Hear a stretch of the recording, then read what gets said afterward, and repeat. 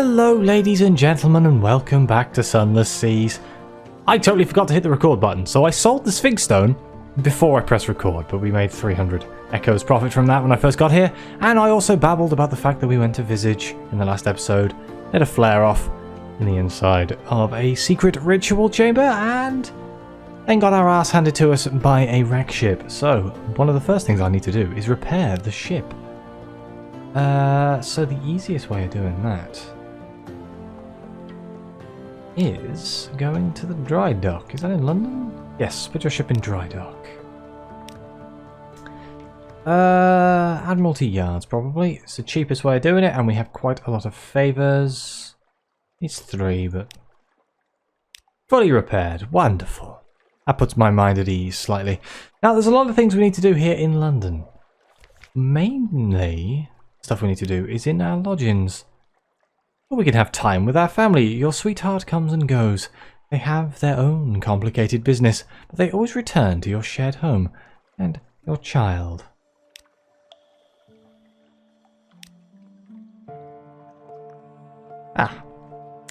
This is where we have to give things to the child. It's a delight, but will it always be a delight? The Zayla knows 2 worlds. Give suitable presents to your child, they'll gain sea fever. If sea fever reaches 25, they will decide to run away to sea, becoming your scion. This will establish a permanent dynasty of future Z captains. We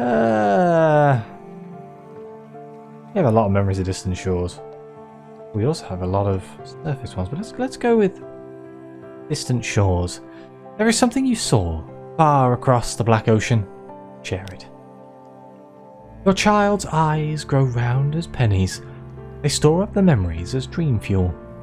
Much later, you find the scene you described scrawled on foolscap sheet by the childish hand. We lost 20 terror. Wonderful. And we got 5 Z fever, but I'm guessing we need to get that to 25, so we still got some way to go. Now we can go to our study. And we can create. I think we can only do one of these. Oh wait, no, we can make a monstrous almanac as well.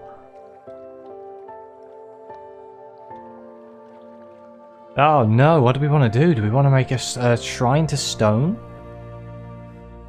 An auxiliary item that gives us 7 hearts. What does the monster's almanac do? Pages. Our pages is one of our lowest stats.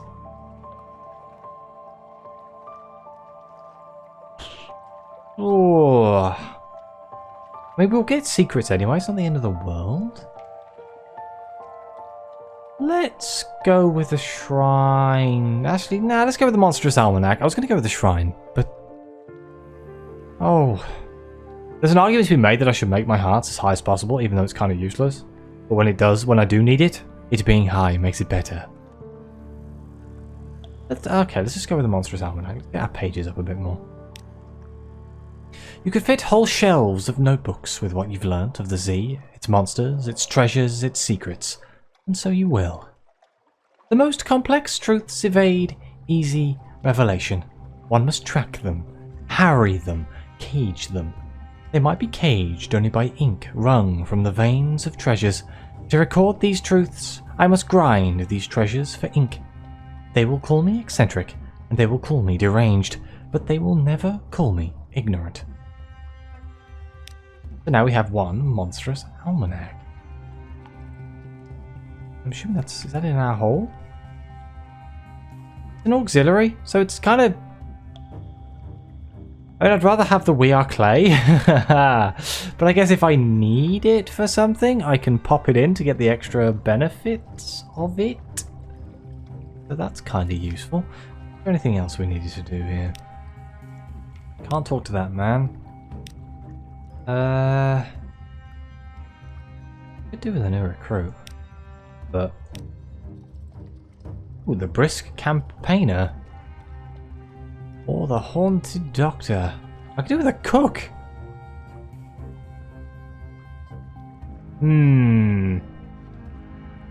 But we'll get one sailor. Just to fill out the ranks of our people. So we don't have any food, and we are running kind of low on fuel, but we do have some What reports to hand in here? Hunter's Keep.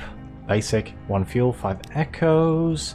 The Canal. 5 echoes, no fuel. The Iron Republic. Let's do that last. Visage. The island that looks up. I don't suppose you found out what it's staring at. Yeah, 40 echoes and 1 fuel. The Salt Lions. 20 echoes, 1 fuel. Biggest Haven. 5 echoes, 1 fuel. And then the fun one. The Iron Republic. Wait, this is blank. Yes, both sides. No, I assure you, no, I know these things happen in the Republic. Consider this an ex gratia payment to cover your costs. 10 echoes. Oh, we still got 1 fuel. That's not so bad. Okay. Was there anything else I needed to do here? I don't think there was. I do, in fact, think that exploration is on the key. Oh, wait a minute. Souls! I knew what I wanted to do. I wanted to see if I could find souls. For some reason, I don't have that written down in my book. I had to remember that the old-fashioned way. Do you sell... I have some Stygian ivory. I'll probably sell that. Crate of human souls? I mean, I guess that's what we want. Yeah, we don't need that. There's that approved romantic literature. It's got to be a crate of human souls, right? I mean, I assume she only wants 1. Let's buy 1. If this doesn't work, then, well, we're in trouble, aren't we? We do need to buy some supplies. I think we have enough fuel to get us up to Mount Parmesan. So, let's... I've probably forgotten to do something. I always do. But let's go see if we can make it up there. It's not too far to Mount Parmesan. It's up there. Be an interesting little trip. Is there sound? There is sound. Yeah, I can hear the dripping. I was a bit paranoid because in the last episode I apparently didn't have the game sound being captured at all. I had no idea. The wonders of Windows updates wiping your sound system's settings. It's brilliant. The bane of most recorders' lives, I'm sure. We stop off at places like Hunter's Keep and stuff. I'll do it on the return trip if I do it, I think. There's a distinct lack of lights between here and there. Just go straight up through the nasty bit. There's got to be a reason I've been avoiding it.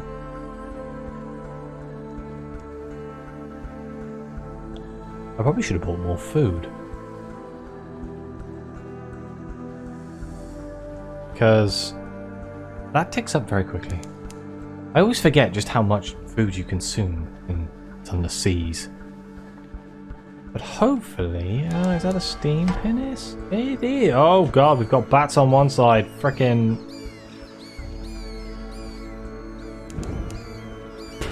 Ow. Full steam ahead. Take it.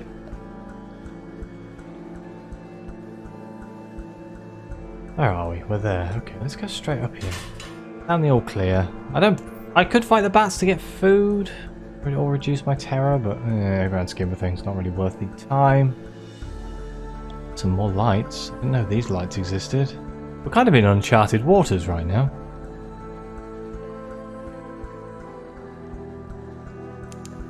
Probably should have killed the bats just to reduce my hunger bar. West Gren's Fire. What a lovely name. I know where this is. Oh, it's the Shepherd's Isles. Got it.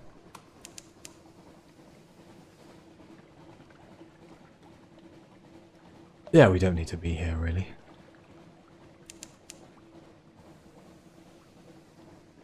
Putting it on the map. Oh, I have put it on the map. Okay, let's turn the light off. That reminds me of Port Avon in Sunless Skies for some reason. Don't know why. Oh, got a little bit close to the edge of the island there. Don't want to get in too much trouble. A small part of me was like, maybe I should go under the Z and see what we can find. But considering how well that went last time, it's probably not a good idea, is it? Find more of those wonderful wreck ships and they'll put an end to my sordid existence.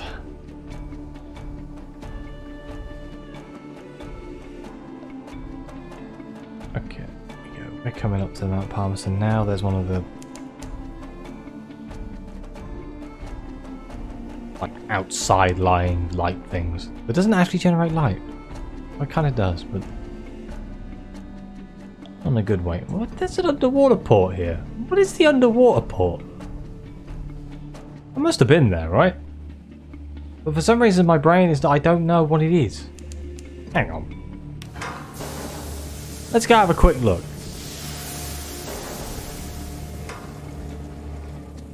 I don't know what the name of it is. It annoys me that it's not on the map. Those are pearls that were his eyes. What? Anthe. What a badass looking place. Hang on, the plan has completely... Whoop. Crashed. Of course I've crashed. Just dock. There we go. Anthe? I assume you pronounce that Anthe. It's probably got some weird... Kind of looks Greek. They call it the City of Flowers, but the flowers are crystals, spiral matrices growing up on the walls of the Anthean caves. The inhabitants of Anthe are at least partially crystal too. They call it going sharp, becoming more perfect and clearer and colder. Oh god. We only have a 10% chance? Oh Jesus Christ. Can't get a port report, but I guess we study the chambers of Anthe. Wander where you can. Gain a preliminary understanding of the place. The inhabitants of Anthe go sharp. Not all at once, but piece by piece. They turn to crystal. They sort themselves by sharpness too. The sharp-handed cluster with others of their kind, ignored the keen-footed and the brittle-waisted. The process through Anthe is to take on more and more of these attributes, to enter the deeper chambers restricted by the sharp style. Choose which chambers you would most like to discover. The Antheans speak of a woman named Rosina, dying of a curious disease and sequestered among the sharp spleened. Now, I would rather not turn to crystal. Just saying. Gather a report of Anthe. The Admiralty will want stories of this place. Access to Anthe is restricted by a type of sharpness. Those who are sharp in the ears do not necessarily mingle with the sharp-tongued. As for the inhabitants who are sharp throughout their full bodies, they don't circulate much.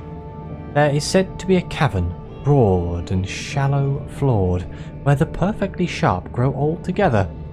They aren't capable of anyone else's company anymore. At least that's what you're told. And you can hardly go and ask. At any rate, they are more like growing crystals than like people, slowly expanding and bonding with the rock. Do we just try this search? 10%. What's the worst that could happen? Roll the dice. No luck. Your inquiries have been exhaustive. Philanthropist's husband is not here. You can cross this port off your list. Worth a go. We can consider our own condition. Should you go sharp, or have you already taken on the sharpness that you now regret? Consult the woman with the cubical eyes. Learn how to accept the blessings that Anthe offers. Determine what is best for yourself and whose companionship you seek in the bubble caverns. Oh dear, this seems bad, doesn't it? A woman gives advice to new Antheans. Her eyes are cubes of salt. She speaks of going sharp as a numbness, and as an awakening, as a loss of sensation and the beginning of insight. Some Antheans use other metaphors: clarity, dryness, regularity, and structure. We can cultivate the capacity for sharpness. It isn't easy to go sharp, as the Antheans do, but most who come here find themselves desiring the condition sooner or later. We can cultivate the capacity of sharpness through chemical means. Old logbooks record a preparation of minerals and salts that helps the body convert. It is, untested. Go sharpen the spleen? Surrender your capacity for anger. Join the society of diplomats, saints, and cold-blooded tyrants. Oh, that sounds good. We can go sharp of the liver. Take on a proud indifference to toxins. Fraternize with spies, assassins, professional poisoners, and those who need to survive on strange diets. Let your lungs become a chamber of crystal. Breathe less often and more purely. Take on the companionship of divers, opera singers, coal miners, and producers of poisonous gas. Flourish in the groin. Diminish passion. Promote hygiene. Perfect performance. And dazzle any onlookers. Pursue the company of Athens nuns, celibates, dancers, and brothel habituates. Oh my god, there's so many here. We can't do most of these, but I'm going to read them anyway because I'm finding them very entertaining. Undergo accumulation of the tongue. Give up soft speech and slow words. Come to know poets, court jesters, liars, and artists in cipher. Mineralize your skeleton. Strength that cannot be seen is often the most praiseworthy. Walk among the labourers, the circus strong woman, the persons of iron will and unshakable integrity. Let your skin be clear as water and as hard as armour. This is where the fighters are, and those who got tired of their scars, and the people too proud to hide anything about themselves. Or we can cut away the sharpness. Return to something closer to your natural state. This will remove your sharpness and gain a wound. Your maximum sharpness will remain, so you can pursue different sharpnesses if need be. Be careful, 3 wounds will kill you. Well, I'm intrigued by some of these things, but let's cultivate the capacity for sharpness via our heart skill. We failed. God damn it. It isn't easy to go sharp. Yep, you struggle to right your mind. Instead, you give yourself nightmares of body parts that grow brittle and snap off. Let's try again. There we go. The environment is a help, but you must also prepare your mind and your will. Going sharp means giving up many sensations.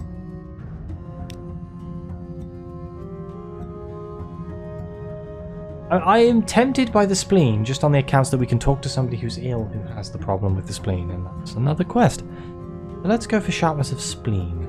Besides, what's wrong with being a diplomat, saint, and a cold-blooded tyrant? Descend into the antechamber reserved for those who flourish with the spleen. The stone of the chamber is veined with red. Some members of the Venus Salon wear clothes that reveal the midriff, so that one can see the telltale points of the crystal form under their skin. It is a party game here to take turns reading aloud offensive letters to the London newspapers and insulting missives from home, and to compete at not caring in the least. Your spleen is a hexagonal crystal. And we can go... yeah, number of sharpnesses. Okay. Excuse me. So we can now visit Rosina in her chambers, and I'm sure having a crystal spleen is perfectly healthy in every single way.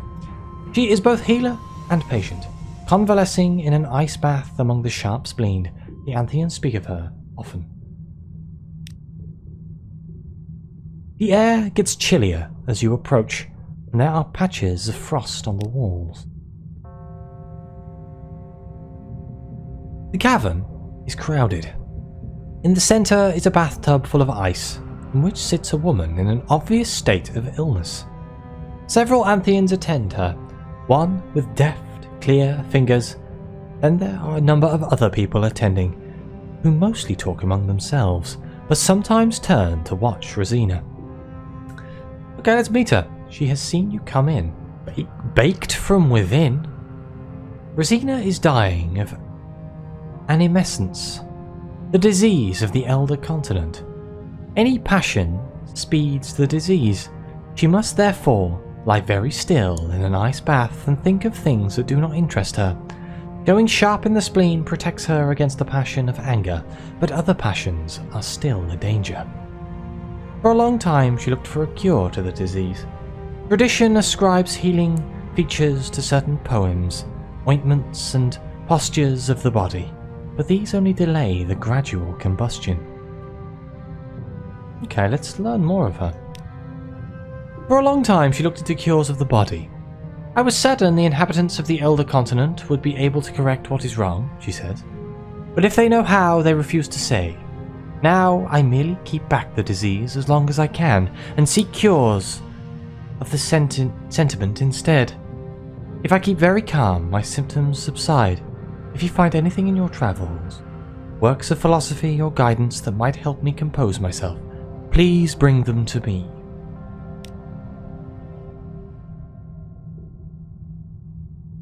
Well, we can't do anything. So what does she need? She needs... Present a drowny counterpoint. The light and gloom might counteract one another. Would this hasten Rosina's evanescence or slow it?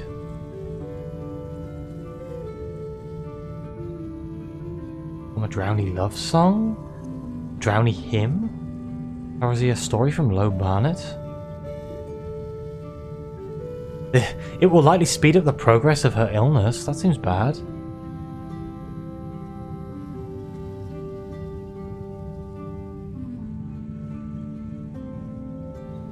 Okay. The only one I can see here that we might be able to do is the accumulation of the tongue, but... Find out what all the onlookers are for. They aren't assisting in any medical proceedings. Yeah, let's ask. Carrion birds. You put your question.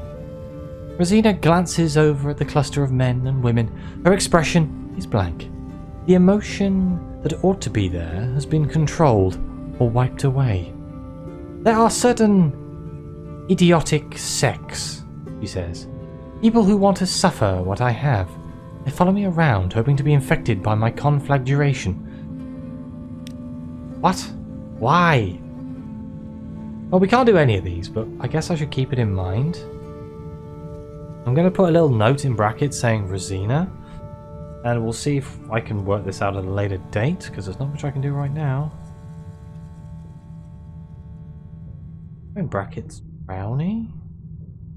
I could try and get the tongue, I guess, as well, but I think I have to come back here at a later date. Okay. Go back to the rest of Anthe.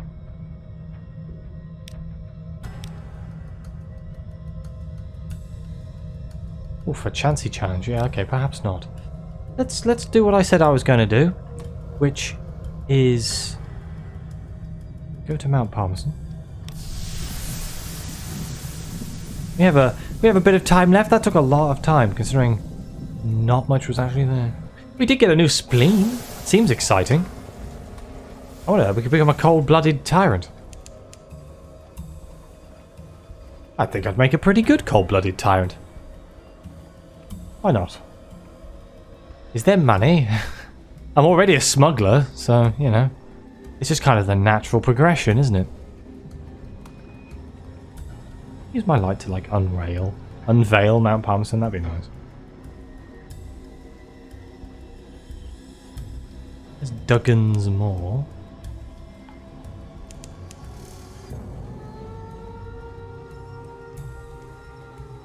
Refusing to be uncovered. Oh well, I'll worry about it at a later date. Okay. Up to the crater, I think? Yes. Visiting the wistful Deviless. Perhaps it's time for a cup of honey fungus tea. Almost there. Look down and see Port Palmerston like a toy in the ruins like gravel. You've come far, but the volcano's cone still rears above you. Rest a little before you go the last half mile. Ooh, that's a lot of text, bloody hell. The road to the crater ends at a brass gate in the crater wall. Beside it stands an oddly charming little cottage. It's thrown together from pumice and basalt, but it features honeysuckle. An equally charming Deviless in a tea gown leans against the cottage wall, twirling a parasol and fanning herself. I am the guardian of this place, she remarks languidly. You may not pass. Can I offer a cup of Amaryllia tea? There we go. Do you happen to have a case of souls for me? No, I'm not going to eat them. We don't eat souls, usually. I'm not clear how that story got around. I told you that I miss London. I miss hell. I'd like a keepsake. And all souls are ours. You know, by right. Or we can concede your own soul. pretend to be yours. This seems like a bad idea. She bites her lip and looks up into your eyes. I'll keep it safe, much safer than at Z. If you drown, it'll be here, with me, for always. Mortals do drown, so... She places a slender, sallow hand on your wrist. Through your cuff, it's warm as a stone in the sun. It won't hurt at all. Yeah, you can have this one that I brought with me, my own soul. I've made the mistake of giving my soul to devils before in Fallen London.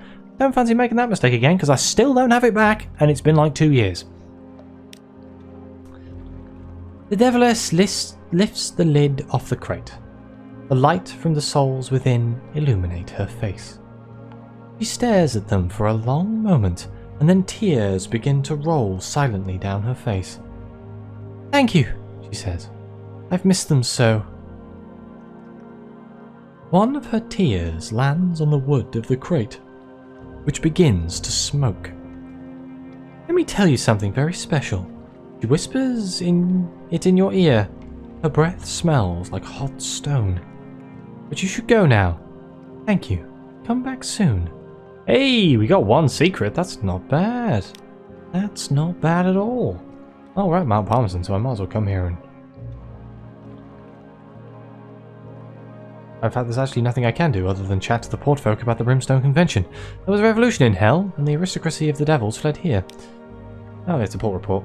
They do not harm us, they stay up there and we stay down here. If Hell's fighting itself, that's good for all of us, isn't it? Okay, so... we've done that step in that lady's quest. I swear I wrote this down here somewhere. Oh, I did, there it is, right at the top. Find a present for the Wistful Deviless. Yes. Okay, so we've done that. Now it's just... come back at some point. I'm guessing when it does the something awaits you in port. But I think I will end the episode here. So, thank you very much for watching. Please like, subscribe, let me know what you think. Your comments are greatly appreciated. And as always, I'll see you next time.